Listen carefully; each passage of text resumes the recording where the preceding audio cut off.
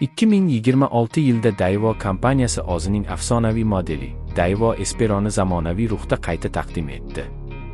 Bu avtomobil o'zining eski klassik dizayn ruhini saqlagan holda, yangi texnologiyalar va qulayliklar bilan boyitilgan. Yangi Espero ko'p yillar davomida avtomobil ixlosmandlari orasida mashhurligini saqlab kelgan va endi 2026 yil versiyasi bilan yana avtomobil bozoriga kuchli qaytmoqda. Tashqi ko'rinishda yangi Espero zamonaviy LED yoritgich tizimiga, aerodinamik kuzov shakliga va keng radiator panjarasiga ega. Avtomobilning chiroqlari nozik shaklda yasalgan bo'lib, unga sportiv va jiddiy qiyofa beradi.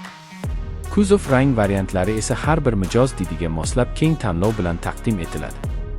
Salon dizayni esa butunlay yangilangan. Ichki qismi yuqori sifatli charm materiallar, yumshoq plastmassalar va yoritilgan panel bilan jihozlangan. Multimedia tizimi 10 dyuymli sensorli ekran, Android Auto va Apple CarPlay qo'llab-quvvatlash imkoniyatiga ega. Shuningdek, avtomobil ichida raqamli asboblar paneli, avtomatik iqlim nazorati hamda ilgor ovoz tizimi mavjud.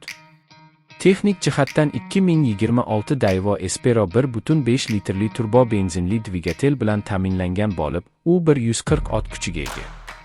Avtomatik 6 pogonali transmissiya bilan uyg'un ishlaydi. Yoqilg'i tejamkorligi ham yaxshilangan. O'rtacha 100 kun uchun 6.2 litr sarf qiladi.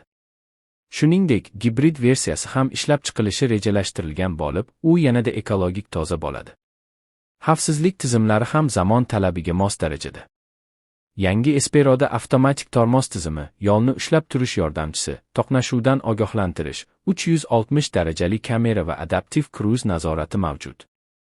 Bu esa nafaqat haydovchi, balki barcha yo'lovchilar uchun yuqori darajadagi xavfsizlikni ta'minlaydi. Umuman olganda, 2026 Daewoo Espero bu klassik uslubni zamonaviy texnologiya bilan uyg'unlashtirgan mukammal avtomobil. U ham qulaylikni, ham ishonchlilikni qadrlaydiganlar uchun yaratilgan.